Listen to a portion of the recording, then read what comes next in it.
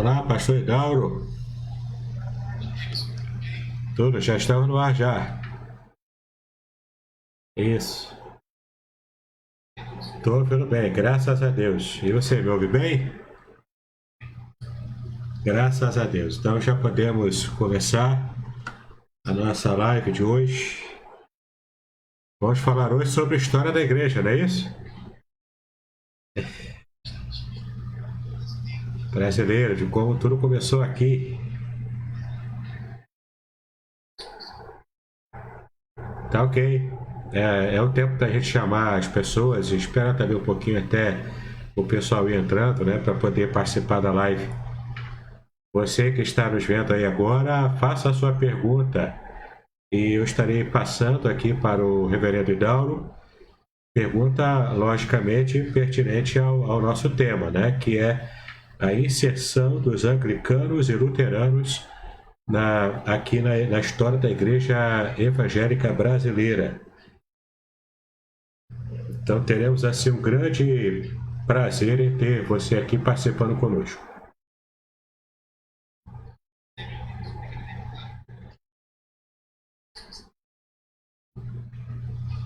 Com certeza. Eu tenho certeza que vai ser uma bênção para muitas pessoas. Já tem pessoas entrando aqui, ó. Edivaldo Ferreira, deu graça e paz de Jesus. Já tem alguns irmãos entrando já tem gente curtindo. Vamos ver aqui as pessoas entrando, né? Você que está nos ouvindo, se tiver pergunta, é só fazer que eu coloco aqui no ar para o Reverendo Hidauro poder responder. Então, pastor Hidauro, quando estiver pronto, nós podemos começar, tá bom?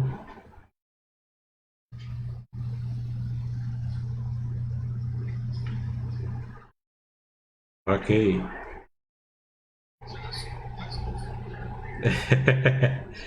É isso aí. Agora é o tempo do pessoal ir entrando. Oi.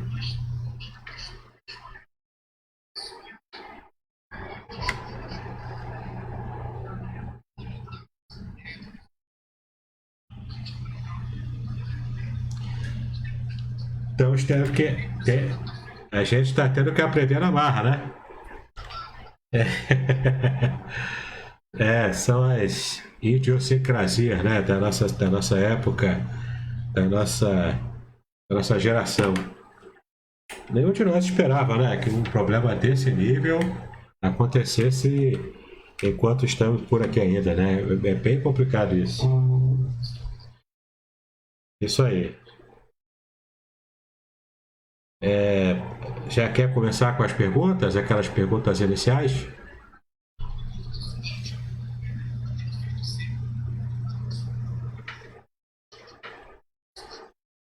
Ah, claro, claro. Claro, com certeza.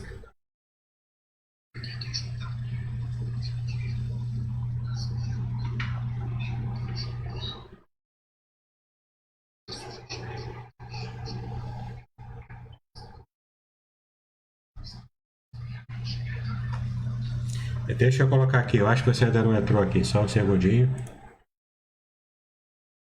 Pronto, agora você está. Agora você já está.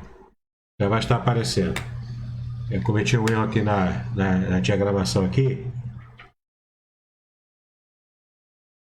A nossa irmã.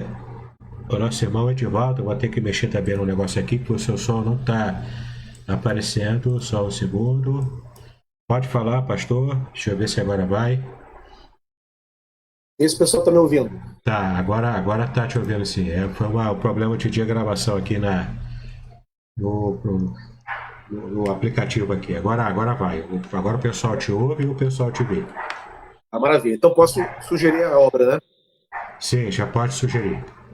Essa aqui, ó, História Documental do Protestantismo Brasileiro, uma obra de um historiador metodista, que é o Cook Alexander Riley, grande historiador, e publicou pela editora Haste, que, aliás, só tem publicações de excelente nível, né? A Haste é muito cuidadosa nas suas publicações geralmente de cunho acadêmico. E essa é uma obra fundamental. Então, essa aqui, que está na minha mão, terceira edição. Aparece espelhado ou parece normal para você ver isso? Tá com um pequeno delay aqui, espera poder aparecer aqui na tela do celular para poder ver. Porque aqui para mim, na tela do computador, está normal. Ele está com a. Aparece normal, a capa está normal. Aqui no celular, deixa eu ver como que aparece. Está normal também, pode continuar, está normal. Perfeito. Então, essa é a obra que a primeira eu gostaria de indicar. Né? Pensando dentro da tradição cristã, protestante, pensando, por exemplo, música, né? Essa obra aqui também. Música Sacra Evangélica no Brasil, da dona Henriqueta Rosa Fernandes Braga. Ela foi uma grande pesquisadora do campo da música, da Inódia no Brasil. Né? Essa é uma obra também que quem gosta de estudar o tema da música, geralmente as faculdades, né, lidam com essa obra. Recomendo aos professores de História da Música no Brasil. Então, é uma obra também, e tem, inclusive, notas históricas da inserção protestante brasileira. Né? Então, vale muito a pena também conhecer essa obra aqui. A editora, só localizar aqui, editora Cosmos. É uma obra que está esgotada, mas encontra, especialmente na sede da denominação. Né? Os congregacionais tem uma ali, para quem não conhece, ali no centro do Rio, na Visconde A1, a 134, se não me engano, 19º andar, é onde fica a sede da denominação congregacional do Brasil, lá dentro de uma livraria. E essa obra se encontra lá, apesar de esgotada, tem vários exemplares. E, para concluir, essa obra aqui, do Joelson Gomes, Congregacionais, uma história da tradição congregacional.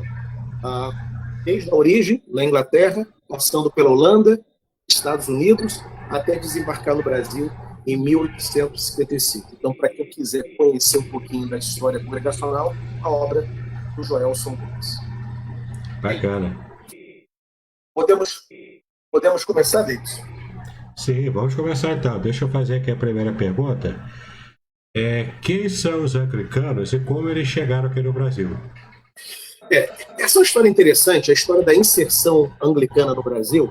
Ela começa... A primeira presença, né, anglicana no Brasil vem de um ministro anglicano chamado Henry Martyn, que desembarca aqui entre 1805, mais ou menos. Né? É o primeiro trabalho anglicano que acontece no Brasil. Ele vai trabalhar nos portos, ele era ligado a uma sociedade bíblica britânica, vai panfletar, né, aqui no Brasil, especialmente no norte do Brasil, mas o trabalho não vinga, né? Ele vai embora. Esse trabalho, essa chegada anglicana não dá muito certo. O trabalho anglicano, de fato, ele vai começar a partir, né, do ano de 1810, porque em 1807 vem para cá toda a corte portuguesa, né? E nesse deslocamento, uma frota inglesa, inclusive, vai ajudar esse desembarque a proteger a corte portuguesa. Vinha para cá, estava acontecendo uma série de crises em Portugal, e então a corte decide se estabelecer aqui em definitivo. E a frota inglesa, que tinha interesses comerciais no Brasil, ela oferece, inclusive, proteção. Isso é um dado muito interessante. Né? Então, os portugueses atravessam o Atlântico para poder trazer a corte em definitivo para cá, sob a proteção dos ingleses. Depois, por volta de 1610, mais ou menos, acontece um tratado comercial, relações econômicas, relações comerciais.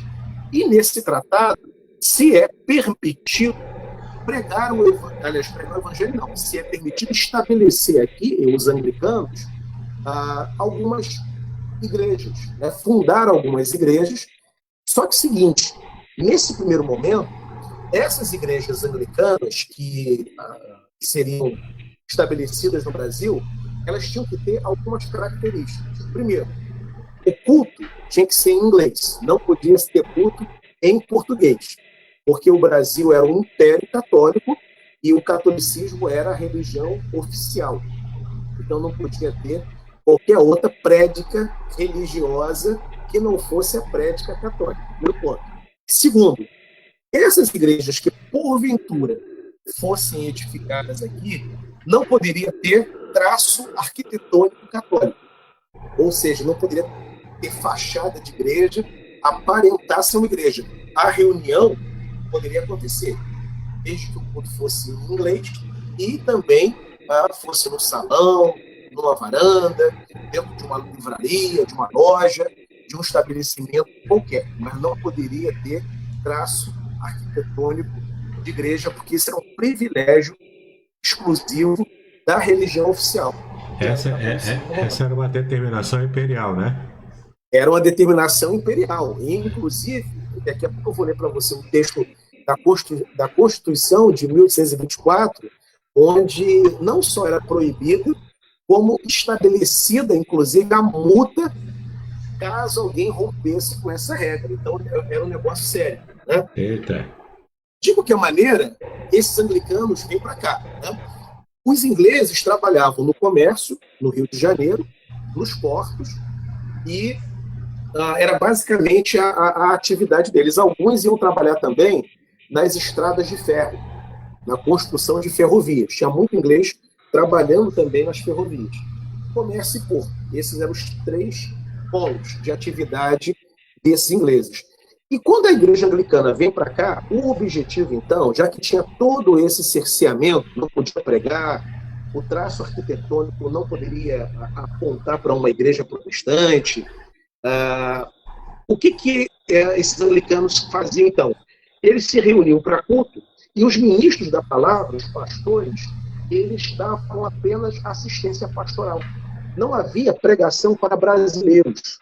Então, o trabalho anglicano, num primeiro momento, na década de 90, 1890, isso vai mudar. Vai chegar pelo sul do Brasil, através das missões norte-americanas, que mandaram anglicanos para cá, numa segunda grande leva. Aí, na década de 90, vai acontecer um trabalho evangelístico dos anglicanos, certo? Sim. Mas, no primeiro momento, na década de 10, não. É apenas assistência pastoral. Reuniam aqueles anglicanos, tinham o culto, terminava o culto, acabou. Nenhum brasileiro poderia ser abordado. Em 90, já acontece isso com mais tranquilidade, porque em 89, o Brasil deixou de ser um império e passou a ser uma república, e uma república laica. Né? Então, onde a liberdade religiosa já permitia uma presença protestante mais expressiva. E esses anglicanos da década de 90, o pastor David, eles representam o último grupo histórico a se estabelecer no Brasil, no século XIX. Sim. Porque o século XIX vai ser o século da chegada de anglicanos, de luteranos e de outros grupos também que nós não veremos aqui hoje. Hoje é só anglicano e luterano. E Sim. Os anglicanos chegam no início do século e não chegam depois na segunda grande leva no final do século. E fecha, portanto, a presença dos protestantes históricos. O século XX vai ser o século da chegada dos pentecostais. Agora, os históricos, eles chegam a partir da década de 10 e finalizam na década de 90. Né? Então, esse era o traço. Pregações em inglês, assistência pastoral, e não podia se reunir nem construir templo. São esses anglicanos, inclusive, o pastor Davis, que eles vão edificar, vão construir uma igreja anglicana ali mais ou menos em 1818. Né? Esse templo que vai ser erguido, primeiramente na Evaristo da Veiga, né? Ali no centro do Rio de Janeiro, pertinho ali do PG da Polícia Militar, e depois esse templo anglicano vai mudar para Botafogo, na Rua Real Grandeza, atrás do cemitério São João Batista. Lá, essa igreja, na Real Grandeza, em Botafogo, permanece até hoje. De forma que o Rio de Janeiro é o desembarque principal dos anglicanos, que depois vão tentar se estabelecer por outros estados brasileiros, né? Sem grande êxito, porque os anglicanos não têm muito, vamos chamar, o fervor proselitista, né? O fervor evangelístico não é uma característica do Brasil, É uma igreja muito institucional e, na verdade, é a mais formal de todas as igrejas de herança protestante. Chega a ser mais formal do que até mesmo os luteranos. E assim, eles tinham um paramento especial ou era as roupas comuns da época? Não, paramentos, né?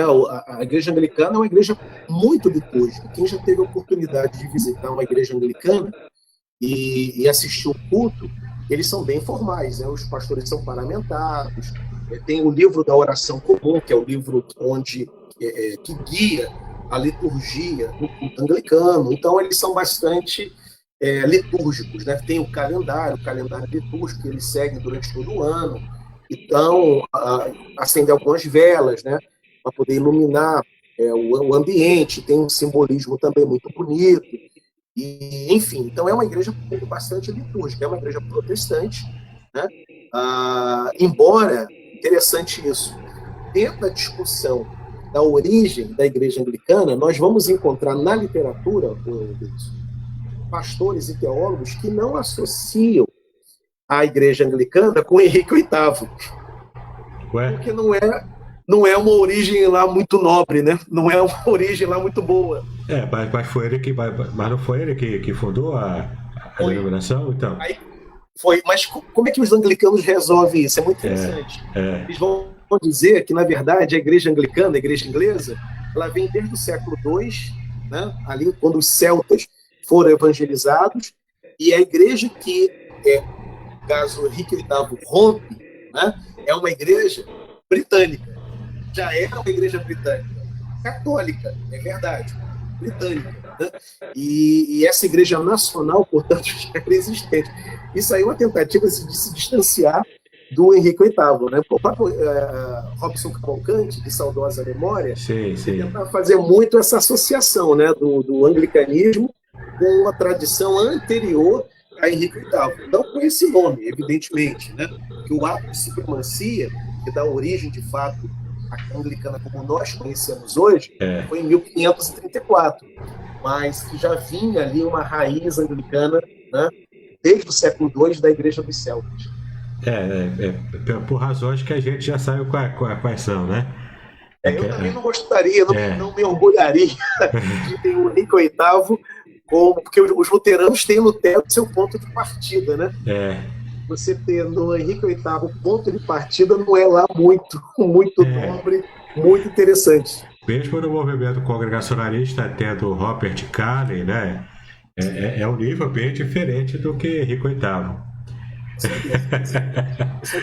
Mas assim, é o seguinte, então os anglicanos estabelecem aqui um trabalho pastoral de oferecer aos ingleses que trabalhavam no Brasil assistência espiritual, assistência pastoral. Não era trabalho evangelístico, não havia pregação em português, nenhum brasileiro, salvo melhor juízo, caso alguma fonte prove diferentemente, brasileiros não eram convidados para fazer parte. Evidentemente, se algum brasileiro entrasse e soubesse inglês, não seria expulso. Mas o ponto era, brasileiros não eram abordados. Não havia evangelização na direção dos brasileiros. Sim, então ficava uma coisa mais restrita, né? A Jaqueline de Souza, ela disse que chegou. Sim, ela avisou aqui. Que responsabilidade. Então, tem vários aqui que se permitir eu posso ver aqui. O Edivaldo Ferreira. Grande abraço para ele. José Arimateia do Nascimento. Querido aluno. Edna Luz. Sim, Edina Luz. Edina, né? Sim. Kleber da Silva Araújo. Grande Kleber, meu padrinho de casamento. Então, Kleber da Silva Araújo. Pastor Kleber, isso. Querido Pastor Kleber. Isso. Temos também o Teodoro Lisboa. Sim. Éder Cruz. Daniel Barbosa, Leandro Siqueira Costa, Jackson Bruno. Por enquanto, esses é que estão nos assistindo aqui, no total de 13 assistentes por enquanto. Mas vai aumentar, vai aumentando. Sobre a igreja anglicana, pastor, ainda tem alguma informação interessante? Não, basicamente isso, né? Eu acho que o mais importante é a gente entender o seguinte, que esse protestantismo étnico que se estabelece no início do século XIX, ele vai ter essa grande característica de fazer uma assistência meramente pastoral. Alcançar o povo brasileiro não era ainda a mentalidade desses protestantes. Isso vai evoluir só na virada da década de 50, quando acontece realmente vira a chave e uma chave evangelística vai se estabelecer. Então, e ainda hoje as pessoas veem, né, os anglicanos no seu culto, né, na sua liturgia, lembra muito a liturgia católica, né? Mas Sim. tem pontos assim que marcam bem a diferença, não tem? Não tem a teologia ela é diferente, né? A própria a doutrina da igreja. Agora, é uma igreja litúrgica. A liturgia ela é uma igreja institucionalizada, litúrgica, né? E por essa razão, para o brasileiro que está muito acostumado e foi muito influenciado por uma espontaneidade, né, do evangelicalismo e principalmente de uma não liturgia por parte dos pentecostais e dos neopentecostais, que representam mais de 70% do contingente evangélico. Então, o brasileiro é muito tem uma ideia de que quanto menos litúrgico, melhor o culto, né? Quando se defronta com a igreja anglicana, que é bastante litúrgica, tem essa dificuldade com ela, por achar muito parecida com a missa católica. Mas é uma igreja protestante, é uma igreja histórica, uma igreja que não tem relação mais com a igreja católica, a não ser uma relação cordial, que todo mundo tem que ter. Que todo mundo tem que ter, claro. E aqui no Brasil tem essa, no meio evangélico, né, tem esse viés meio que anticatólico, né, por causa da história, coisa e tal, então acaba trazendo algum tipo de confusão, né? Sim, e o brasileiro o Brasil, na verdade, pensando em protestantismo, é um dos países mais anticatólicos do mundo, né? O ranço católico é muito forte no evangélico brasileiro. Isso tem muito a ver com os embates, com as perseguições da época do Império, né? E disputa pelo ordenamento social assim que o Brasil se tornou uma república laica. Então, essa disputa por espaço, por influência, terminou tendo muita colisão, muito conflito com a Igreja Católica. Isso não está superado ainda.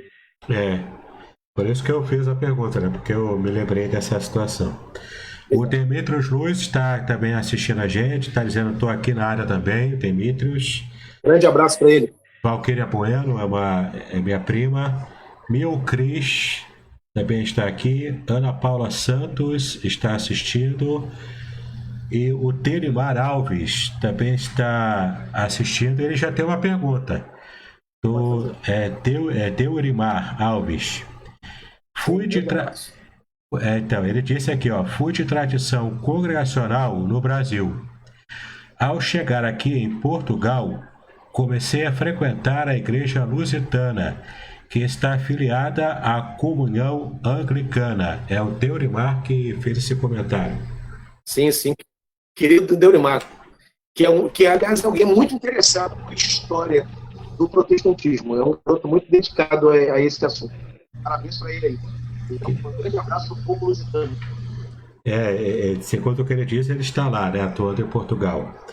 Uma igreja que é filiada à anglicana. Bom, podemos então partir para a igreja luterana? Sim, podemos.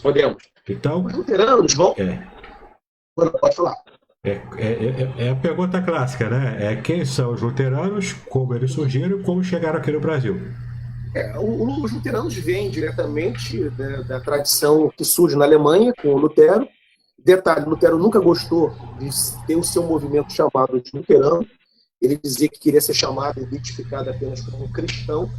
Ele ficou muito surpreso quando o movimento estava ganhando um corpo, né?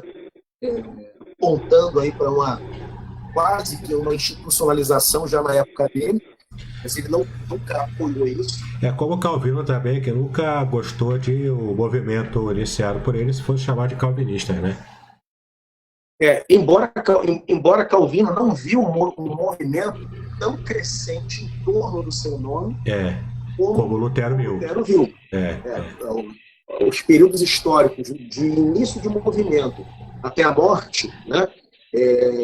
A ideia é que Calvino teve apenas pouco mais de 20 anos de vida útil, digamos assim, depois que ele entra no movimento de reforma, né? Calvino ele vai ingressar no movimento de reforma em 1536. Já Lutero, ele convive entre o momento que ele vai afixar nas portas do castelo de Wittenberg até o seu falecimento, ele vai conviver por um período maior com os resultados do seu trabalho. Ele vê, portanto, o movimento caminhando numa direção, o que a gente poderia chamar hoje de uma organização institucional do movimento, e ele vai dizer, olha, eu quero ser cristão, eu quero ser luterano. Então, essa tradição vem diretamente de Lutero, é uma das herdeiras da Reforma, aliás, a primeira grande família protestante é a família luterana, né? E detalhe, pouco celebrada no Brasil. Eu já mencionei isso em outros momentos nossos, né? De que, por exemplo, quando a gente pensa em reforma, a gente ouve muito mais os calvinistas, né? E quando eu falo calvinistas presbiterianos, né? E a gente esquece das outras tradições. A igreja presbiteriana é uma herdeira, né? É uma das tradições herdeiras, mas ela não é a única. Você tem os congregacionais, você tem a família luterana, você tem os próprios anglicanos, você tem os anabatistas, né? Você tem outros movimentos que estão muito ligados ali à eclosão da reforma. E os luteranos são esses, portanto. A gente já sabe, nas nossas aulas de história, que no século XVI, logo após a década de 30, 1530, já vai ter no Brasil a presença luterana. Aqueles três luteranos que desembarcaram aqui para poder trabalhar, para poder ganhar dinheiro ou explorar. Quem quiser usar o termo que quiser, né? Ou trabalhar, ou comerciar, ou explorar. Que era o caso do Muriquinho, o caso do Eubano, né? Do Urbano Essos, e também é o caso do Hans Stade. Eram luteranos, desembarcaram no Brasil no século XVI, mas não fizeram nenhum trabalho evangelístico. O objetivo era outro, né? Uma presença intencional luterana, uma presença religiosa, institucional, só vai chegar no Brasil em 1124, né? Que é quando desembarcam no Brasil os luteranos. Eles vão se estabelecer primeiramente em Nova Friburgo, né? Rio de Janeiro também, mais à frente, região do sul do Brasil, né? E é interessante porque a presença luterana, a partir dessa data, 1824, tem a ver, Rodrigues, com a Constituição brasileira. É o que pouca gente fala. Eu separei aqui o texto constitucional de 1824. Interessante. Por que os luteranos vieram para cá? Então, eu separei aqui o texto, me permita ler. Claro.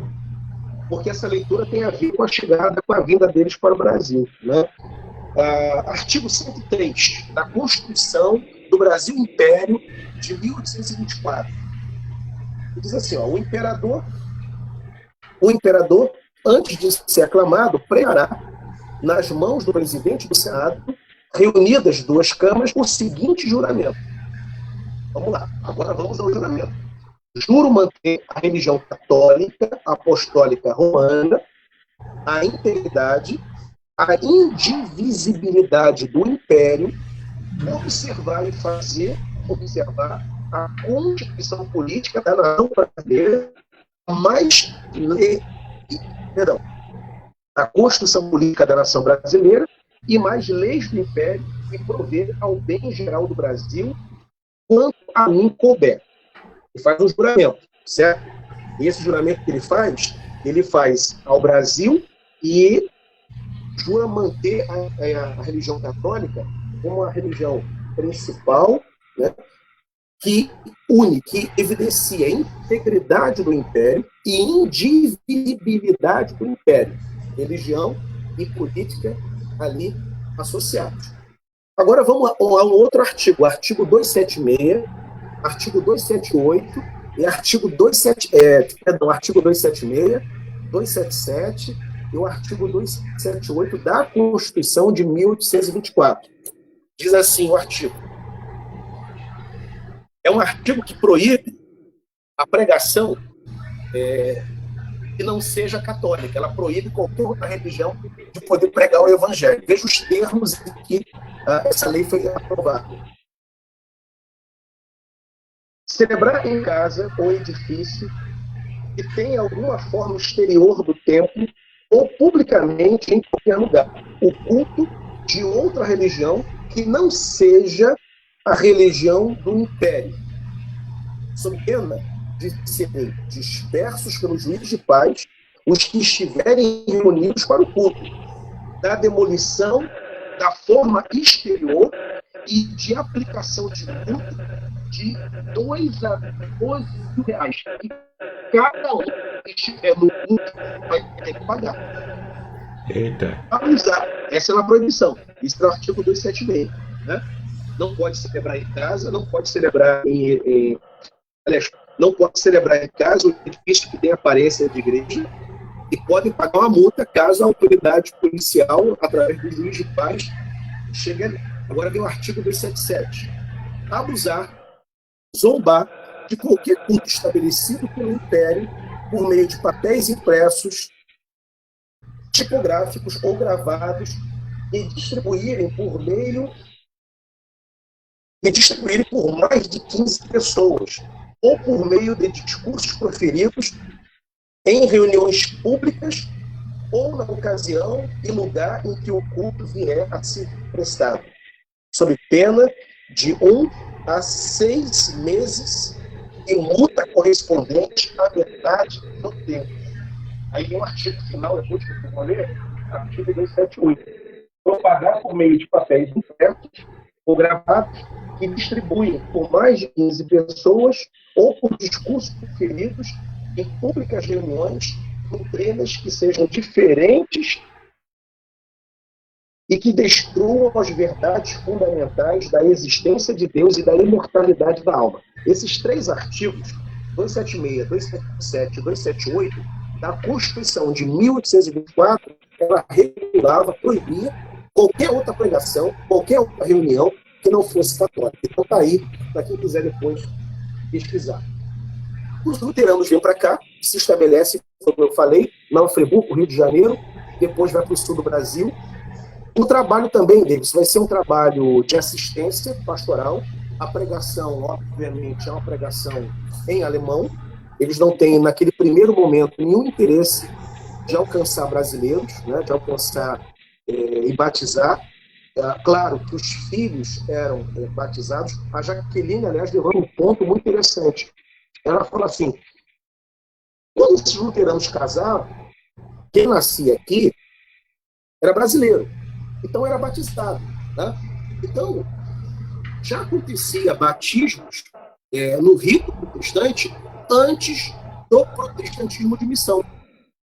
Então, esse negócio de que o protestantismo de missão foi o primeiro a batizar brasileiros, ela já questiona isso no livro dela sobre os holandeses. Né? E no século XIX, ela questiona também quando ela fala que ingleses que estavam aqui casavam. Né? Esses filhos brasileiros nasciam em território brasileiro e eram batizados. Né? Então, apesar do batismo acontecer, a pregação ela era sempre voltada para a edificação daquele alemão que estava aqui trabalhando nas lavouras. Principalmente os alemães que vieram para cá, vieram trabalhar nas lavouras, enquanto os ingleses foram trabalhar no comércio, nos portos, nas estradas de ferro. Os luteranos, os alemães foram trabalhar. E por que Nova Friburgo? Nova Friburgo, na verdade, foi fundada por suíços, mas boa parte dos suíços abandonaram grandes faixas de terras e o imperador da época ofereceu aos alemães. Eram terras que eram cultiváveis e já tinha tido um experimento por parte dos suíços. Por alguma razão, em alguns lugares não vingou, em outras da cidade, outras vingaram, né? E aí os alemães foram chamados para cá e então estabeleceram suas igrejas e começaram também, portanto, a pregar apenas de forma pastoral. Um dado que é muito interessante desses luteranos é que nós teremos, o Davidson, o imperador estava tão interessado na presença de europeus aqui no Brasil porque ele queria clarear a pele do brasileiro. Eita! Queria clarear. Os brasileiros, negócio de português, né, com negro, português com índio, Não estava dando certo. O brasileiro muito amorenado. E o imperador incomodado. Aí ele chamou para cá, né, esses alemães, né, arianos, de olhos azuis, né, cabelo lourinho, altos, né, para poder vir para cá para ver esse negócio, se o Brasil fica bom. Você vê a mentalidade da época, como é que é. Pois uma é. coisa impressionante. Como ele tinha muito interesse, né, no estabelecimento dessas colônias, e grande parte dessas colônias eram de orientação religiosa luterana e não católica, embora também católicos alemães vieram para cá, surgiu uma questão, uma preocupação prática, né? Os pastores luteranos, eles iriam sobreviver como? Porque grande parte desses pastores luteranos, eles se dedicaram exclusivamente à pregação, ao estudo, né? Então a atividade deles, tinha um pastor ou outro que atuava na lavoura, em outras atividades, né? Mas grande parte deles eram dedicados exclusivamente ao trabalho pastoral. E aí surgiu a seguinte questão: como é que esses pastores vão sobreviver? Porque na Alemanha eles tinham seu sustento, né, nas igrejas estabelecidas. Aqui o trabalho estava começando, né, a partir de 1924. Como é que eles iriam sobreviver? Veja bem o interesse do imperador em manter essas colônias luteranas existentes no Brasil. O Tesouro Nacional foi aberto e o imperador pagou a prebenda desses pastores luteranos. Eita! O Brasil, portanto, já teve pastor financiado pelo Estado.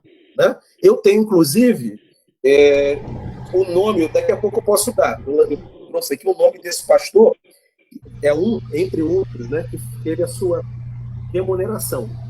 Bem, deixa eu passar para você aqui algumas. Quando eles começam a vir, várias colônias vão surgir e as igrejas vão sendo organizadas. Né? Mas eu trouxe aqui algumas datas. Né? 3 de maio de 24, que é quando eles vêm, estabelecem uma igreja em Nova Friburgo. Né? Ela está caminhando para completar 200 anos, na região serrana do Rio de Janeiro. Né? Depois eles vieram e estabeleceram, né, trabalhos nas cidades de Itaqui, 1826, Campo Bom, 1828, Hamburgo Velho, 1845, né? Tudo colônias, e, consequentemente, organizando suas igrejas. Né? De forma que a tradição luterana, especialmente no sul do Brasil, onde eles são mais fortes, mais expressivos do que aqui, você vai encontrar vários templos com mais de 100 anos, 110, 120, 130. Não é algo tão difícil de você identificar várias igrejas erguidas com seus 140, 160, 180 anos. Né? Mas deixando bem claro isso, sempre com esse traço étnico, pregando para alemães, catequese para alemães, né? Atividade toda voltada para a colônia. Não tinha pregação voltada para português, salvo se a Jaqueline surpreender a gente com alguma outra informação. Mas não tem brasileiro, no momento, atuando aí nessas igrejas. Tem vários comentários da Jaqueline aqui, mas eu vou ler só depois, quando terminar a exposição. Exato. Deixa eu só ver se eu consigo localizar aqui, Rodrigo, esse negócio de olhar para a tela, de olhar para a colinha que a gente coloca aqui atrapalha um pouco, né? Deixa eu ir adiantando aqui, então, algumas pessoas que entraram depois. Já localizei. Já, beleza. É o reverendo Friedrich Oswald Sauenborg. Ele teve a sua prebenda, o seu salário pastoral pago pelo Tesouro Nacional. Era financiado pelo Estado. É uma informação que pouca gente sabe. Né? E depois eu posso dar referência às notinhas de rodapé onde essa informação consta. Né? Então não era só a Igreja Católica, né, que recebia as benesses estatais. Os luteranos, quando chegaram aqui, também tiveram essa bênção, né? por um curto período. Depois que as É, igrejas começaram a se estabelecer, as colônias, porque os alemães são muito disciplinados, muito dedicados, né? E não é porque a Alemanha é o que é, né? Uma potência econômica. Tudo que eles botam a mão funciona. Ah, com a prosperidade das colônias, o êxito das lavouras, os alemães iam trabalhar também na indústria têxtil, né? Você teve muita fábrica. Andorinhas, por exemplo, onde eu pastoreei, né?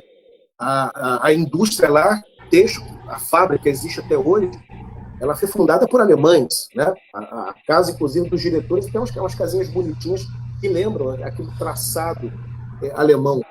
Então, veio a prosperidade com esse trabalho, com essa dedicação ao comércio, à lavoura e à indústria. Aí as igrejas foram se estruturando, escolas foram sendo organizadas, né? E a educação, inclusive, né, vai ser muito forte entre os luteranos. Várias escolas primárias, toda uma rede educacional fundada e existe até hoje. Aí, com essa prosperidade, não tinha como o Estado, o Império, manter tantos salários assim. Aí o Estado parou, porque ele entendeu que aquele incentivo inicial, a vinda e a permanência no Brasil, não era mais necessário. Havia superado o momento. Agora, as colônias eram suficientemente fortes para sustentar os seus ministros. Mas até esse ponto ser alcançado, a lavoura se tornar produtiva, o comércio se tornar rentável, e da indústria e sustentar as igrejas, até chegar ao Estado financeiro. Entendeu?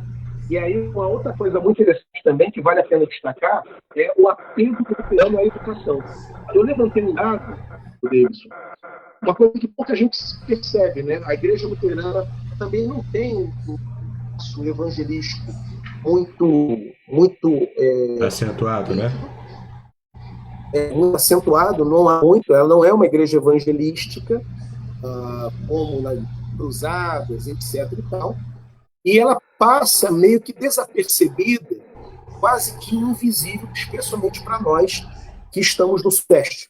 No Sul, ela tem mais visibilidade social, no Sudeste não.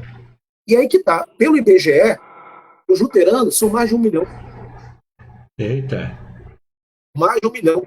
Eu encontrei uma nota na obra do Antônio Gouveia, que na década de 70, os luteranos já eram mais de 700 mil no Brasil. Eita. E tinha toda uma rede de escolas estabelecidas, mais de 100 escolas primárias. Então é o crescimento normal, vegetativo, né? Muito provavelmente, né, o que está ali naquele indício, naquele apontamento do IBGE, parece isso, um crescimento vegetativo. Mas assim, 700, para você ter ideia, congregacionais, 200 mil. Não chega a 200 mil. Metodistas, 200 e alguma coisa. Luteranos, mais de 1 milhão. Incrível, né? E a gente não percebe. Com mais de 100 escolas, o dado é da década de 70, né? Não sei se essas escolas hoje estão antigas, se foram fechadas, mas é uma obra que eu peguei, que a segunda edição dela é da década de 90. Como não houve nenhuma alteração no dado, deve ser isso mesmo ainda. Mais de 100 escolas primárias, secundárias, a ESTE, né, que é a faculdade luterana, onde inclusive a Jaqueline está fazendo o doutorado dela atualmente. Então você vê o seguinte, é uma igreja que não se dá não se percebe muito a sua presença, dada uma série de fatores, mas é uma igreja estruturada, organizada, com raízes, com contribuição no campo da educação primária, com escolas espalhadas em diversos lugares. Quer dizer, ela tem todo um trabalho bastante relevante. Alô, pastor Lauro, aqui caiu aqui um pouco. Agora voltou, né? Voltou. Isso, tem vários comentários aqui da Jaqueline. Já terminou a exposição? Eu posso falar os comentários dela? Pode. Ou ainda tem conteúdo? Pode sim. Deixa eu dar aqui um abraço, então. Terezinha Silva, Silvia Patrícia, Carlos Oliveira, Pastor Naum Lobato, Elizabeth Borges, Tácito Lessa, o nosso ex-aluno. Sim. Cleiton Rocha, Carlos Henrique Moreira, o seu pastor, é isso? Pastor Carlos Henrique. Sim, meu pastor. Anderson Leal, a Igreja Congregacional de São Miguel também está presente, Renato Marques. Maravilha. Bom, vamos agora para os comentários da nossa irmã Jaqueline. Ok. O primeiro que ela fez eu brinco com os meus irmãos presbiterianos que fui predestinada a ser luterana, pois nasci em 25 de junho, dia do aniversário da Confissão de Augsburgo. Sim. Outro comentário dela, o segundo. Como nós luteranos somos rebeldes por natureza e ninguém ia mesmo fiscalizar nas comunidades rurais do Sul, construímos nossas igrejas como igrejas. Enquanto eu vou lendo aqui, você que está nos assistindo aqui, já temos 23 pessoas online com a gente, pode fazer a sua pergunta ou seu comentário para que o pastor Idaro possa responder ou fazer um outro comentário, tá bom? O terceiro comentário da Jaqueline. Existe uma discussão se essa imigração é alemã, pois oficialmente a Alemanha só nasce em 1871, com a unificação alemã. Talvez o mais correto seja chamar imigração pomerana, bávara, renana, prussiana, ou seja, das regiões daquele período lá. Exato. É um recorte interessante e que precisa, inclusive, ser trabalhado, né? Quando a gente... Porque ela levanta uma questão bem interessante. Quando a gente fala... isso vale até para Lutero. Isso vale até... Aqui é uma coisa, né? A própria Suíça, que a gente mencionou aqui, né? Era chamada, na época, na Idade Moderna, quando Calvino vai fazer o seu trabalho, a gente diz muito assim, Calvino era francês e foi trabalhar na Suíça. Ali, na verdade, o que é a República Helvética. Ali, o que hoje a gente chama de Suíça, né, na verdade, era uma confederação, né, de de pequenos estados, chamada de Confederação Helvética. Né? O termo huguenote vem daí, porque quando o calvinismo chega na França, né, e aí vão ouvir a pregação calvinista, o que vai ser dito na França é o seguinte, a pregação desses homens aí está igual à pregação dos confederados, está se referindo à pregação suíça. Né? Tá igual, e a palavra confederado, com dialetos ali, ela era o que a gente chama hoje de Huguenots. Né? Então, esses recortes são interessantes porque, de fato, você não tem, em 1824 ainda, a nação alemã como a gente conhece hoje, e nem na época de Lutero. Né? A gente chama de alemão por uma questão de brevidade. Né? Mas, de fato, ela levanta uma questão interessante. Não é ainda o Estado alemão como a gente conheceu, eu acho que Angela Merkel, essa turma toda. É mais uma forma de englobar, né? Para que a gente possa didaticamente entender qual grupo que veio, né?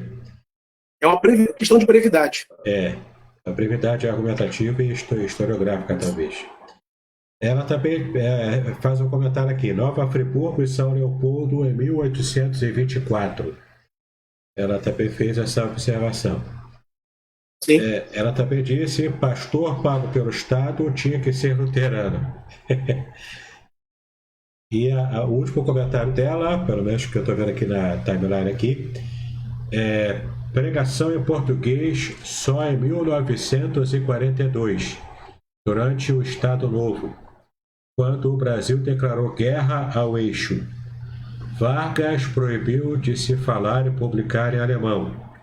Daí nasce a Comissão para a Publicação das Obras de Lutero em português, que já começa a ser publicado em nossa língua na década de 40.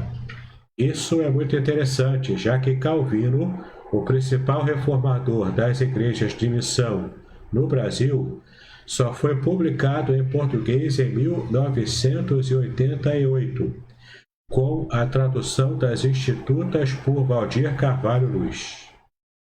Exatamente. E detalhe, o Lutero chega antes, portanto, né?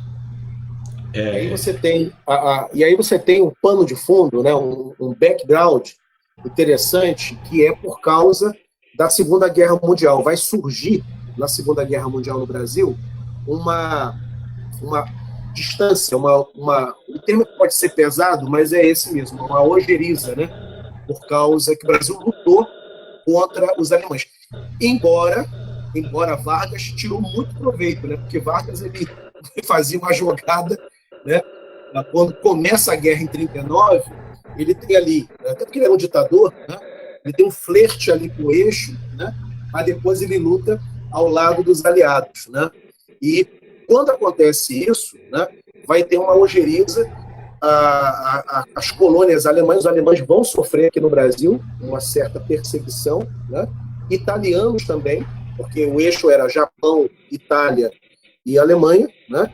Então os italianos, até em São Paulo, a grande colônia italiana vai sofrer, torcedores do Palmeiras, né? Sofreriam ali uma perseguição por causa disso, né? E falando do Rio de Janeiro, a capital do Império, é interessante o seguinte, que o tempo ali, quem visitar o Rio de Janeiro vai poder ir perto da Praça da Cruz Vermelha. Tem um templo ali luterano. Aquele é o templo mais antigo erguido. Ele foi construído em 1827. É um templo que foi construído e é um templo protestante da cidade do Rio de Janeiro, mais antiga ainda de perto, na rua ali, pertinho ali da Rua do Resende, né, onde funcionava antigamente uma unidade do câncer, do INCA, né, de combate do câncer.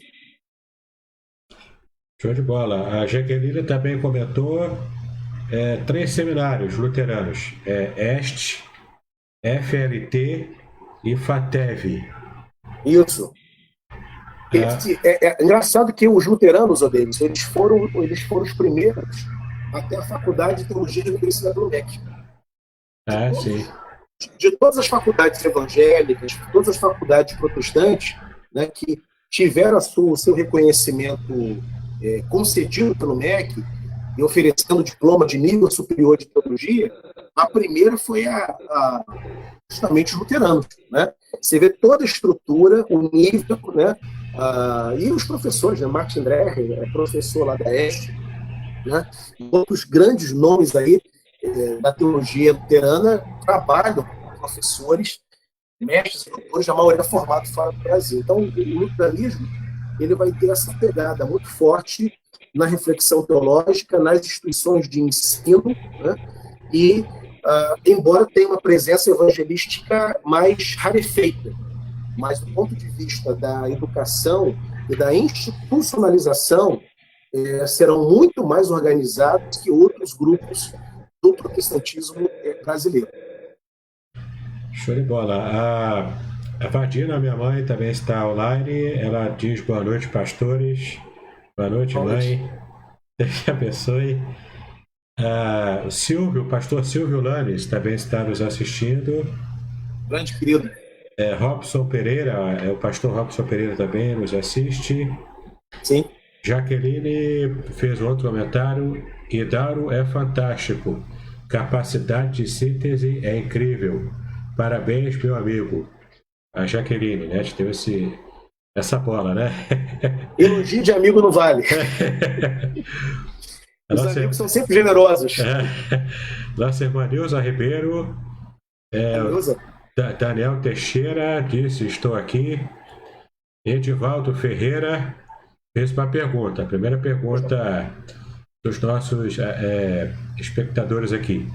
quais foram as maiores contribuições sociais de luteranos e anglicanos para o Brasil? O Edivaldo pergunta. A primeira delas, pegando mais os luteranos, né, que tem uma presença social, digamos, mais expressiva, né, sem dúvida no campo da educação. Também com eles se manifesta e se cumpre e se confirma a liberdade religiosa de culto. Você pode ver que o texto constitucional que eu li, de 1124, cerceava, proibia qualquer manifestação religiosa que não fosse católica, né? Então, quando os anglicanos chegam aqui, depois os luteranos, né?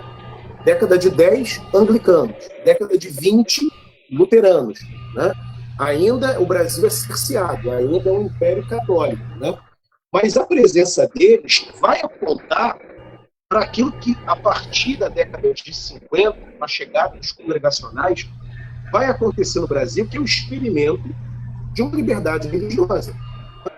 Então, além da contribuição social, eles vão evidenciar de que o Brasil estava caminhando para essa laicidade, essa distância em relação a uma religião oficial que, de fato, vai se confirmar quando a República é instaurada no Brasil em 89. Então, os protestantes no século XIX, eles podem ser vistos como experimentos democráticos, com todo o cuidado que essa palavra a gente tem que ter com ela, né? Mas os protestantes vão gozar e praticar e lutar e reivindicar por uma espécie de liberdade, ainda que fosse liberdade religiosa. Então, isso é uma contribuição impressionante. Quando você pensa em Dr. Cali, por exemplo, chega no Brasil em 55 e o Cali encontra um império católico, ele poderia muito bem se recolher e se contentar com isso, mas não, ele provoca as instituições, ele quer celebrar casamentos, que era proibido, casamento tinha que ser no rito católico. Ele quer estar os seus mortos, tinha que ser somente num cemitério católico, no rito católico, um padre presente dando extrema-unção. Ele, não, eu quero sepultar os meus mortos, eu quero sepultar as minhas ovelhas no rito protestante, né? E vai reivindicar, e vai protestar, e vai apelar, inclusive, para advogados que eram positivistas, que eram liberais, né? E que estavam conectados com o avanço das repúblicas liberais, tanto dos Estados Unidos, como também o liberalismo que estava sendo cortejado, e pensado e refletido no continente europeu. Então, os protestantes do Brasil, eles vão, e aí falando de luteranos, primeiro, eles vão significar para nós uma pertença religiosa diferente da pertença religiosa oficial, em pleno século XIX. Isso não é pouca coisa. Isso é muita coisa. É um grande avanço. É uma provocação, né? É uma manifestação e ocupação de espaço social, dizendo, olha, ei, nós estamos aqui. Nós temos o direito ao nosso culto. Nós queremos abrir a nossa Bíblia. E queremos a pregação no nosso idioma, no português. Ainda que quem pregue seja um missionário europeu. Nós queremos ouvir na nossa língua. Nós queremos batizar os nossos conversos. Isso é muito avanço, né? Com toda... Oi. Que é o ideal do protestantismo, né? É a palavra e a pregação na língua do povo. Sim. Onde o protestantismo chegou, ele levou a liberdade de culto e levou a pregação no seu próprio idioma, né? Isso.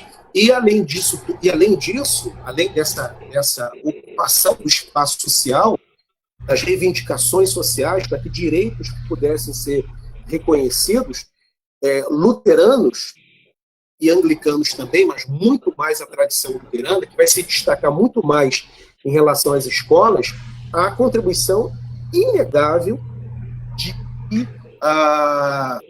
na educação, e detalhe, educação de alto nível, né?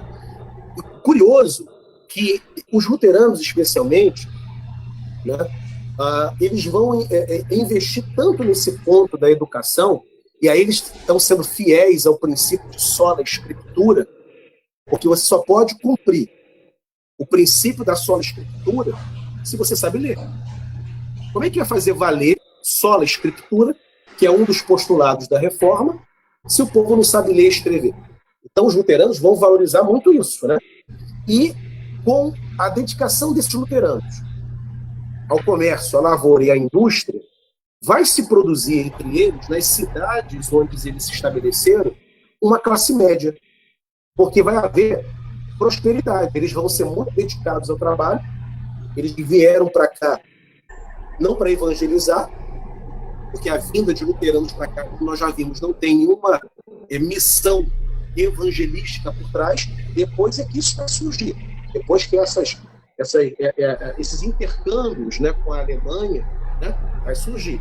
No primeiro momento, a vinda é sobrevivência, é plantar, é colher, é criar seus filhos, como são crentes. Vai ter o dia do culto, né? E essa dedicação ao trabalho vai produzir nas cidades, onde essas colônias se estabeleceram, uma classe média. E é muito interessante isso, essa relação, né, da colônia luterana com o surgimento de uma burguesia. Isso vai ser um traço dos luteranos. Eu não conheço, e aí quem conhecer pode, o Davidson, nos ajudar, tá? Nenhuma luterana estabelecida numa região de comunidade. Pode ser até que hoje haja pontos de pregação, congregações, trabalhos e até creches. Isso pode ser que exista, né? Mas uma paróquia, geralmente, ela está em lugares um pouco mais organizados. Por quê? Porque quem frequenta, a característica média, o extrato social de um luterano é o extrato social da classe média. Vai produzir uma classe média no Brasil, os luteranos, como presbiterianos também. Só que os presbiterianos vão produzir um outro tipo de elite. Os presbiterianos vão produzir uma elite intelectual. Né? Sim. Vai produzir uma elite intelectual. Já os luteranos produzem uma classe média no Brasil, produzem uma burguesia no Brasil, especialmente no Sul. E você vai lá no Sul, veja o nível das cidades, o padrão das cidades. Eu conheço o Rio Grande do Sul, já estive lá, né? Andei por ali, passei uma semana. São lindas as cidades, organizadas as cidades. Eu estive em Gramado, né? E tem uma colônia ali, alemã, italiana e portuguesa em Gramado. A principal das três colônias, que oferece uma espécie de orientação ao ethos local, é a alemã. A cidade organizada, bonitinha, né? E tem muito a ver com essa presença luterana que ali está já há muito tempo. Né? Então, essa também foi uma contribuição ao comércio, né? E ao surgimento de uma consolidação de uma classe média presente aqui. Com certeza. O pastor Silvio diz: boa noite, pastores, estou gostando e aprendendo mais com os comentários da Jaqueline e dos pastores Hidalgo e Davidson. Graça e paz. Rapaz, o Teu Rimar Alves, ele perguntou quais são as diferenças e semelhanças da IELB e IECLB. São duas, eu precisaria dar uma olhada com mais calma para poder responder de forma mais segura. Eu posso depois colocar nos comentários, né? A Igreja Evangélica de Confissão, a ILB, Igreja Evangélica Luterana do Brasil, salvo o melhor juízo, ela é mais, eu vou usar um termo aqui, tem que ter todo o cuidado que está gravando, né? Mas ela é mais conservadora, para não chamar de fundamentalista, acho que ela é mais conservadora. A Igreja de Confissão Luterana, ela é mais aberta e dialogal, né? Se eu não me engano, tenho quase certeza que é isso, né? Mas são dois grupos, né? luteranos, e a igreja de confissão luterana, ela representa a maior expressão do luteranismo brasileiro. A de confissão luterana é mais expressiva, a maior parte das instituições de ensino pertence a ela, as faculdades citadas aí por Jaqueline pertence a ela, né, a essa denominação, né, e a outra é mais distante, mais fechada. E eu até brinquei um dia desse com Jaqueline, se há essa coisa, né, quem é mais luterano, a turma da confissão ou a turma da Igreja Luterana do Brasil, né? Por quem é mais luterano, quem é mais fiel ao luteranismo. Então há esse debate entre eles aí. Mas a confissão luterana, ela é maior, mais expressiva, grande parte das instituições de ensino estão sob o domínio da confissão luterana, que é mais aberta, mais dialogal, mais para fora, né? E a Igreja Evangélica Luterana do Brasil é mais fechada, doutrinária, né? Para alguns chamada até de fundamentalista. O presbítero Ronald Gustavo também está aqui. Grande Ronald. E ele fez uma pergunta que foge um pouco do escopo da live de hoje, que tem a ver com pregação expositiva, tá bom? Mas eu vou lançar. A pregação expositiva do congregacionalismo sempre foi a preferência de todos, ou a textual, a pregação textual rivaliza de igual para igual? Não, sempre foi, o Ronald, a textual. A textual sempre foi a tônica da pregação grande parte dos pastores congregacionais. Sempre houve, é verdade, positiva também, mas ela era menor, né? Ela tinha um espaço menor dentro do trabalho congregacional. Nos últimos anos, dado a redescoberta, né, o retorno e a valorização da pregação expositiva, mais e mais você tem pastores, tanto da antiga geração, que voltaram a pregar, né, expositivamente, ou passaram a fazer uso dessa forma de pregação, e a nova geração, então, está chegando, de novos pastores, dão preferência à pregação expositiva. Mas durante muito tempo foi textual. Mas não só congregacionais, isso em todas, até na presbiteriana. Essa coisa da pregação expositiva, essa ênfase muito intensa, ela vem junto com o advento da internet, que popularizou os temas reformados. Antes da década de 90, era muito raro você ouvir um pastor de maneira frequente, domingo após domingo, pregando expositivamente, né?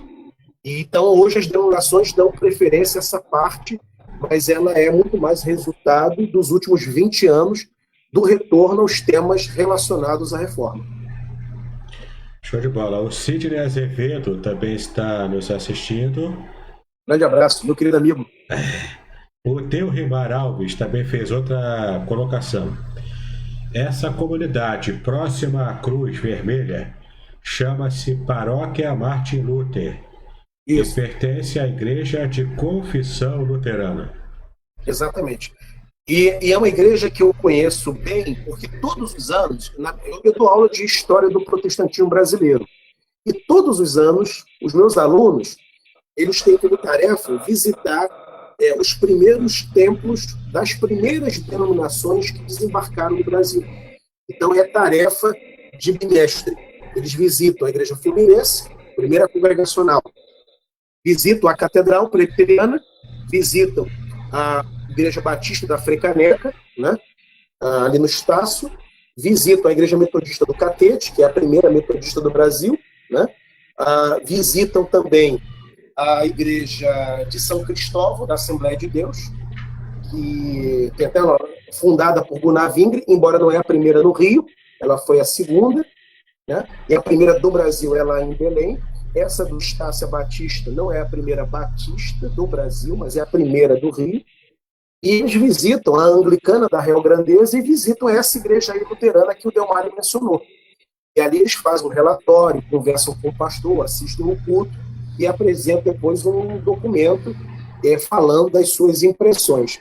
E eu sempre fico aguardando quando eles vão dar retorno da visita à igreja luterana e anglicana, porque sempre tem alguma coisa que eles ficam assim meio que... Né? Porque, por exemplo, a igreja luterana, ela não é muito afeita a determinados usos e costumes, né? Por exemplo, alguns hábitos são meio que abertos, literais, né? Fazer o uso de um chope, né? Um amigo meu uma vez foi numa igreja luterana no sul do Brasil. Chegou lá, estava até fumando charuto, né? Eram tudo luteranos, tinha até pastores.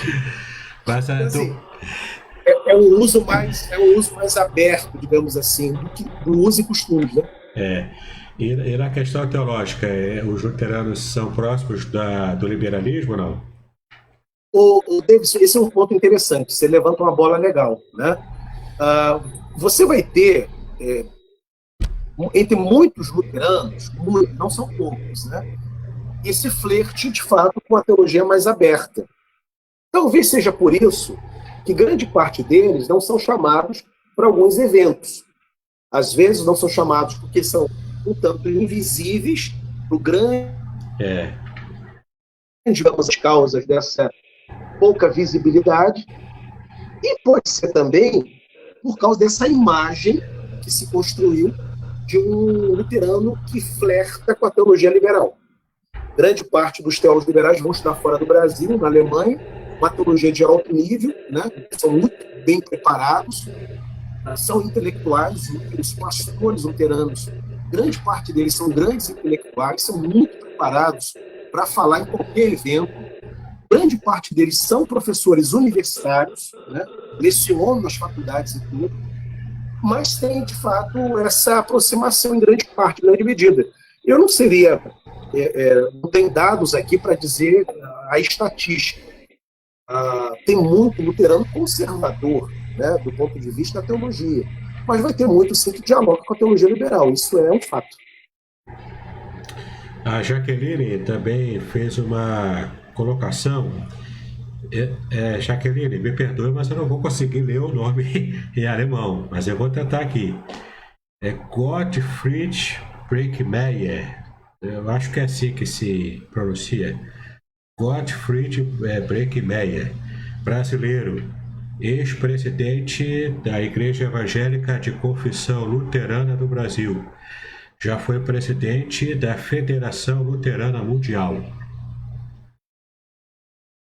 O pastor Kleber da Silva Araújo parabeniza a nós dois pela iniciativa, por nos presentear com este tema tão enriquecedor. O Gil Araújo. Abraço, Kleber. O Gil Araújo também está nos assistindo, Luceli Melo, D'Angelo Lopes, Lucas de Oliveira, da nossa igreja. Grande abraço, Lucas. Cícero Ramos, Djalma Gonçalves, da Igreja do Paraíso. Ronald Gustavo agradece pela resposta à pergunta dele. Leonardo Moraes, ele comentou o seguinte: presbiteriano calvinista era até coisa rara há uns 40 anos. Presbiteriano calvinista é coisa rara? Isso procede? Ele tá correto. Quem é o rapaz que pergunta? Leonardo Moraes. Firma? Leonardo Moraes. Sim, ele está corretíssimo na observação dele, porque é o seguinte: o que ele está dizendo, né? Tenho certeza que a colocação dele, ele está fazendo em termos de praticidade, né? Em termos práticos do calvinismo realmente sendo ensinado na igreja, na escola dominical e presente no púlpito, como orientação teológica para a igreja. Os pastores, os documentos da igreja presbiteriana no Brasil sempre foram calvinistas e baseados na confissão de fé de Westminster. É o documento de fé. Bom, é um símbolo da fé. Os chamados símbolos de fé, em inglês, catecismo menor e tal, até aqui. Confissão de fé de Westminster. Né? Só que o seguinte, apesar de oficialmente ser assim, isso não era ensinado. Você não encontrava com tanta clareza como se encontra hoje membros da igreja que compreendem o calvinismo. Por exemplo, a doutrina da eleição, predestinação. Década de 60, 70, 80, o Davidson pode perguntar aos presbiterianos daquelas gerações. Isso quase não era ensinado. Havia uma dificuldade muito grande em expor isso, né? O que aconteceu, e ele fala dos últimos 40 anos, é que depois que desembarcou no Brasil alguns trabalhos, alguns ministérios, divulgando a fé reformada, a editora Fiel, veio para o Brasil Bill Buckley, que faleceu recentemente, né? O dono da Pace, da Pace. É organizada a Fundação Grande Momento na Bahia, com Josafá Vasconcelos. Surge a editora Os Puritanos. O simpósio dos puritanos vai ser organizado. Augusto Nicodemos volta para os Estados Unidos, onde ele tinha de fazer o doutorado dele. É organizado o Andrew Jumping, o centro de pós-graduação do Mackenzie, oferecendo pós-graduação, mestrado, doutorado de alto nível, com orientação reformada. Aí você vai ver a igreja presbiteriana, que sempre foi calvinista, assumindo de vez isso. E ensinando nas revistas de escola dominical, falando abertamente, mas não era assim. Entendeu? O próprio Walter Graciano Martins, ele critica sobre a baixa reflexão calvinista que havia entre presbiterianos até o início da década de 90. Os comentários de Calvino foram desaconselhados de serem publicados. Eita. Os comentários foi dito que ninguém se interessaria por aquilo, inclusive presbiterianos. Incrível, isso eu não sabia. Depois explode o movimento reformado. E a presbiteriana, então, que sempre foi calvinista, ela assume de vez o seu lugar, a maior força calvinista do Brasil, né? A única queixa que eu tenho aos meus amados irmãos e amigos, né, da presbiteriana, é que às vezes eles se esquecem que há outras tradições calvinistas, né? Parece que aqui é um monopólio presbiteriano acerca do calvinismo. Não há, né? Você tem outras tradições ligadas ao calvinismo também, não só os irmãos queridos aí da PIPB. Com certeza. O João Carlos Vieira também está nos assistindo. Jaqueline colocou uma pimenta aqui, ó. Não existe usos e costumes. Ela continua. Temos vários ramos: literais, teologia da libertação, pietistas e evangelicais. Hoje a tendência é mesclar o método histórico-gramatical com o histórico-crítico. Exatamente. Inclusive, Jaqueline, eu tive um dos meus professores no mestrado era luterano, né? No meu primeiro mestrado em ciência da religião, Carlos Alberto, ligado aqui à igreja Martin Luther, no centro do Rio de Janeiro. E ele era, na sua infância, de família luterana pietista, né? Era a ação da família, e depois ele rompe com o pietismo e se aproxima mais da teologia liberal e da teologia da libertação, né? Então ele é alguém que transitou, né, nessas tradições, todas elas estão presentes dentro da Igreja Luterana no Brasil. O pastor Luiz Felipe Azevedo está nos assistindo também. O Cícero Ramos, ele disse: graça e paz, pastor Idauro. Gostaria de saber se todos os ramos da Igreja Anglicana estão representados no Brasil. Boa pergunta, Cícero, eu não sei responder. Não sei se nós temos... A sua pergunta é ótima, porque você vai ter na comunhão anglicana diversos ramos, né?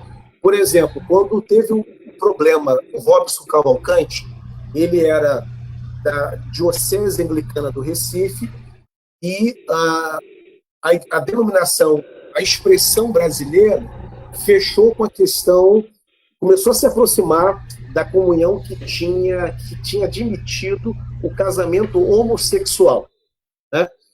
O que o bispo fez? O bispo Robson Cavalcante, ele rompeu com essa comunhão, né, e se filiou a outra.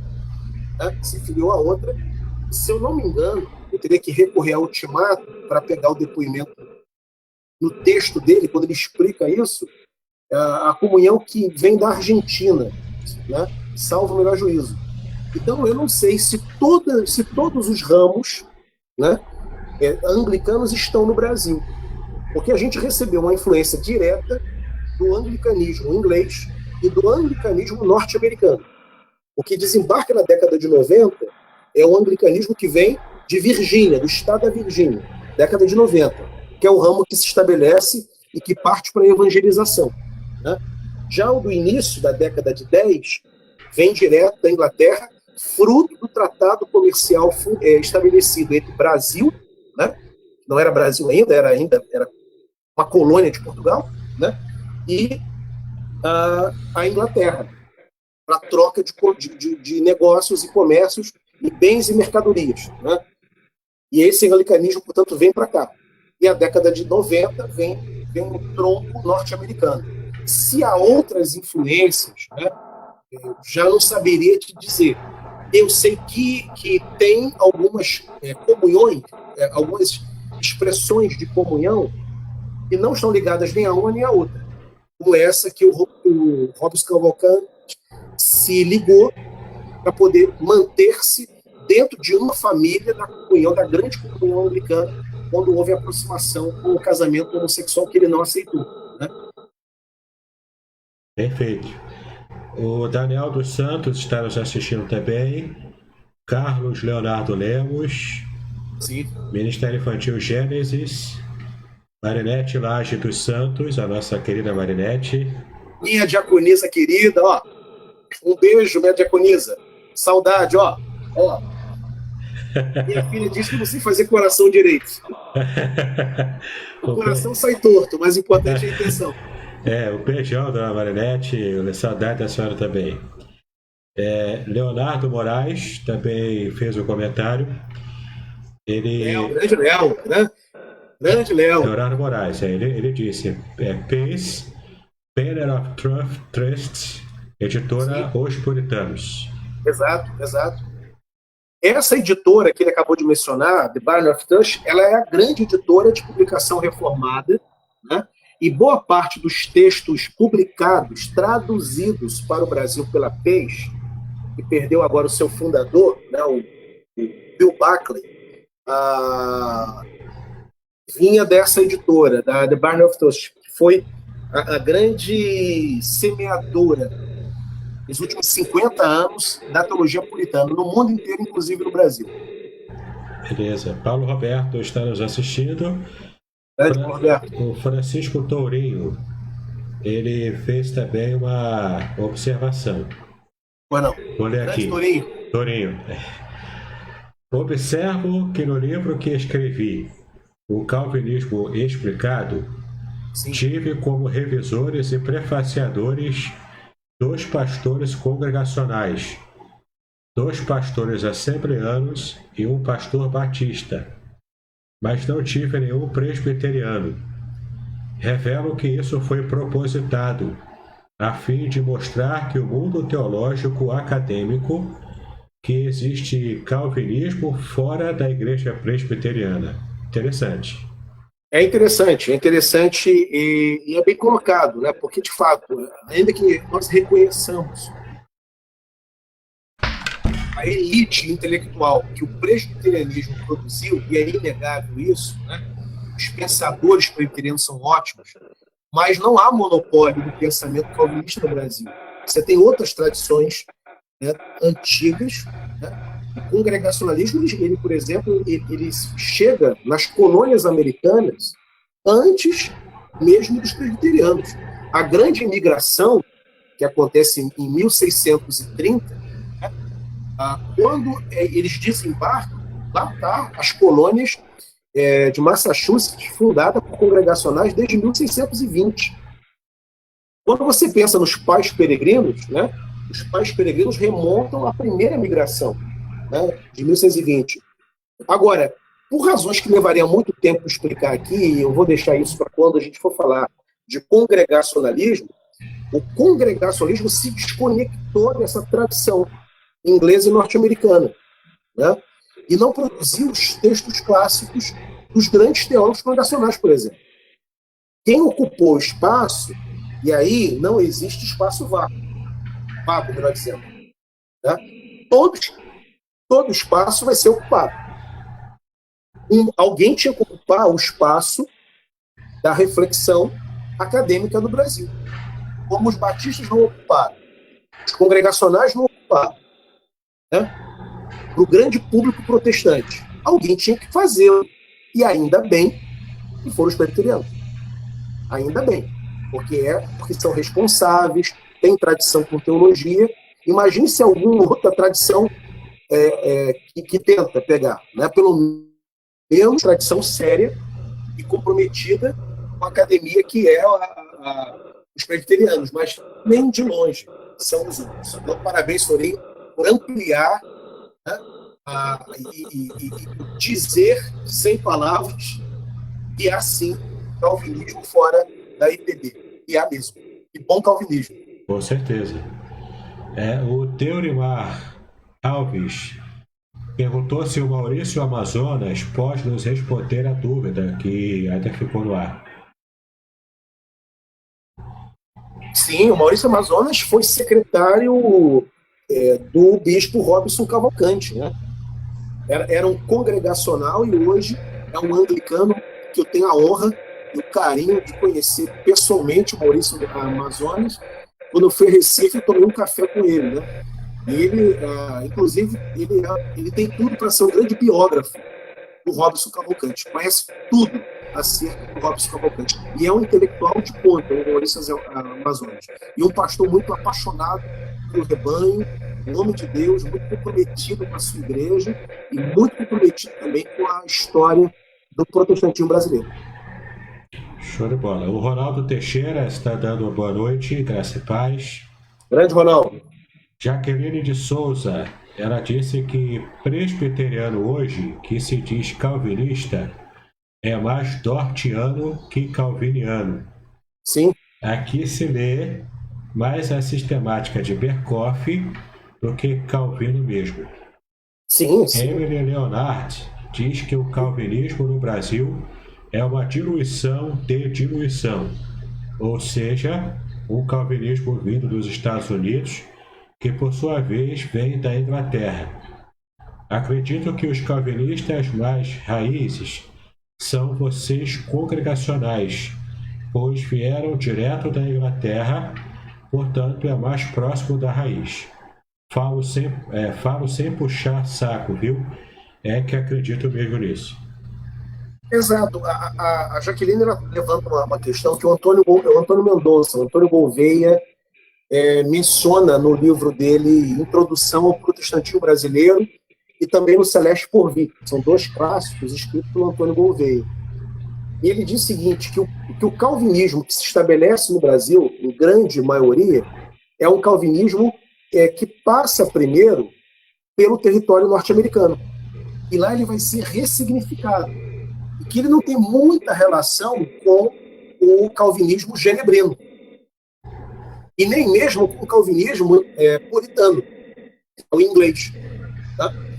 E vai para os Estados Unidos e vai ter uma série de modificações, e depois ele vem para o Brasil no século XIX, principalmente pelo ministério de Archibald Simon, que é o presbiteriano que funda a catedral. É o fundador, né? Exatamente. Então, essa bola que ela levanta é uma bola interessante, e ela tem essa boa colocação. Como os congregacionais estão diretamente ligados à dona Sara Caro, e Sara ela era calvinista, o Robert também era um calvinista, então você tem um calvinismo muito mais, em termos de origem, né? Muito mais ligado, direto, entre congregacionais do que, sim, com presbiterianos, que vai sofrer uma ressignificação no território norte-americano. Foi interessante você falar, porque há um grupo entre os congregacionais que está trazendo divergência sobre essa informação de que Cali era calvinista. Não é ponto pacífico, é? Não, você tem que disputar na historiografia, né? Não é. Se eu fosse assim, absolutamente claro, super claro, não tinha nem debate. Só há debate porque ele próprio, o Cali, não falava muito de si. Né? Ele não deixou nada. Então, tudo que você tem que fazer afirmação sobre ele, você tem que cercar. Agora, os historiadores, os pesquisadores, quase não tem mais dúvida. Quem trabalha, de fato, com fontes historiográficas, que lida com fontes. Né? Eu que trabalho com fontes... Fonte primária. Historiográfica, não era um calvinista. Fonte primária também, né? E fonte primária, não tem dúvida. O cara era um calvinista. Né? E Dona Sara também. Agora, como ele não... Quem trabalha mais com teologia e não lida com a fonte primária, que geralmente tem isso mais como dificuldade. Mas basta pedir as notas. E notas aí a gente tem para poder dar quem precisar. Para mostrar o calvinismo de Cali. É só buscar as fontes, né? Só buscar as fontes. Leonardo Moraes, ele disse que a Diocese do Recife se ligou depois da deposição do bispo e da excomunhão dos pastores da minha evangélica, deve ser da minha igreja evangélica ou da linha evangélica, né? A província do Cone Sul da América, ligada à comunhão anglicana. Isso aí. Foi uma grande a linguagem de hoje que os adolescentes usam é treta, né? Foi uma grande treta que deu, né? Na época, e o Robson Cavalcante saiu e se ligou. Pela Argentina, esse grupo aí se mantém a grande fraternidade por causa do casamento homossexual que ele não aceitou, né? Porque o Robson Cavalcante, ele era, na política, um progressista, na política, mas na teologia, ele era um conservador. A única coisa que fugia do conservadorismo foi quando ele publicou, na década de 80, aquele livro polêmico dele, com a bênção chamada sexo, né? E aí ele até brinca, o pessoal achava que eu era tarado, só me chamavam para falar sobre esse tema, né? E tem ali algumas colocações ali que fogem um pouco à compreensão, né? Mas tirando esse ponto, na teologia ele era um conservador. Quando a anglicana, com essas correntes aí, diz, não, estou fora disso, eu vou buscar a contravia, e de fato buscou. O Cícero Ramos agradece pela resposta. O Rafael Brandão está presente, assistindo. O Francisco Tourinho pediu para eu falar para você que ele já enviou o artigo. Eu não faço ideia de qual seja. Sim, é um artigo bom. Que bom, Tourinho. Ele já te mandou. A minha sobremesa está garantida, então. Ronaldo Teixeira, sempre temos oportunidade de aprendizagem com esses dois mestres da teologia. Prazer, meu querido. Eu já falei aqui, repito, elogio de amigo não vale. Valeu, Ronaldo. Leonardo Moraes. Porém, hoje, a DR se expandiu. Virou uma província da Igreja Anglicana. Eita, o texto é grande, peraí. Vou ler de novo. Hoje, é o Leonardo Moraes que falou. Porém, hoje, a DR se expandiu. Virou uma província autônoma. A província da Igreja Anglicana no Brasil, que, embora ainda não tenha sido reconhecida por Cantuária, conta com o reconhecimento pleno como uma legítima província anglicana por 80% dos primazes e províncias da comunhão anglicana. Inclusive, nosso primaz foi convidado para a próxima conferência de Lamberts, em Cantuária. Maravilha, maravilha. Nosso abraço, Leonardo, a todos os irmãos aí da Igreja Anglicana, né? Uma igreja com tanta história e que deveria, inclusive, ser mais percebida, né? Ter mais visibilidade no nosso protestantismo. Ô, Davidson. Oi. Não sei se tem mais alguma pergunta para a gente começar a preparar para o fim. Tá, tem só algumas só tem 3 só. Sim. O Leonardo Moraes ainda comentou: Reverendo Maurício Amazonas, privilégio tê-lo como pastor e líder. Maravilha. Cícero Ramos, devo entender que o calvinismo pietista é substancialmente diferente em relação ao que é crido e praticado hoje? Não, eu não há muita, eu não percebo do ponto de vista prático, o Cícero, muita diferença não entre o calvinismo, porque, por exemplo, o pietismo ele valorizava muito a experiência pessoal, né? Não vou chamar de coração aquecido, que seria um anacronismo, né? Porque aí seria mais o Wesley. Mas é quase isso, né? Uma experiência que você tem, né? Dos desejos piedosos. A obra Pia Desidéria, do Spiner, Filippo Jacó Spiner, a tradução é essa, Pia Desidéria, Desejos Piedosos. Então é um cristianismo experimental do coração, né? E não era anti-intelectualizado. O pietismo que vem do luteranismo, ele não era anti-intelectualizado. O que o pietismo quis era reformar a teologia luterana. Eles preocupados com a ortodoxia gelada, intelectualizada, pregada dentro das igrejas luteranas, eles queriam renovar essa teologia e deixar essa teologia mais selada no coração. Esse foi o pietismo.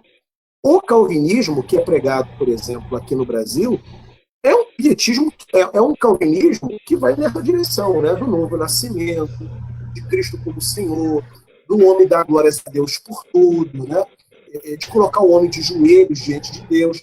Então, não vejo muita diferença, né? São duas escolas distintas, mas elas se encontram em algumas ênfases. Não vejo distância entre calvinismo e pietismo, não. E para te ajudar nisso, tem um artigo maravilhoso escrito por ninguém menos que Hermes Steinmeier. Você bota aí no Google, Hermes Steinmeier, pietismo, fins reformados. Você vai encontrar um artigo extraordinário do Hermes Steinmeier traçando as origens históricas do pietismo, o que representou essa escola teológica importante e quais os legados, inclusive na área de missões, especialmente sobre os morávios, com o Zinzendorf, né? Então vale a pena. Então quem quiser, pietismo, Hermes Steinmeier, Fins Reformada, já está disponibilizado, está público para quem quiser. Bacana. Agora a saideira, porque é o último comentário aqui e vai encaixar bem como saideira. Sim.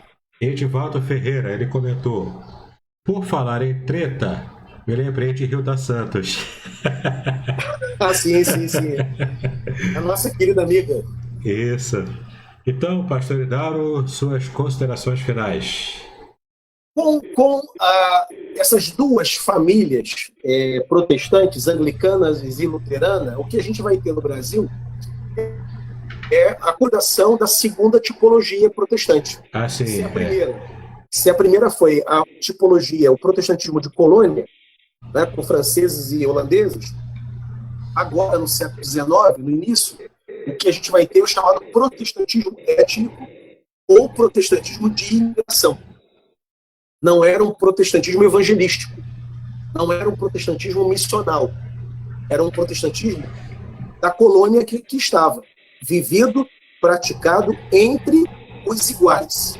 Brasileiros nunca eram chamados para dentro dessa panela, né? O brasileiro ficava de fora, claro, também muito por força de lei, que era proibido pregar para brasileiros, né? Então, assim a gente tem o protestantismo étnico estabelecido no Brasil.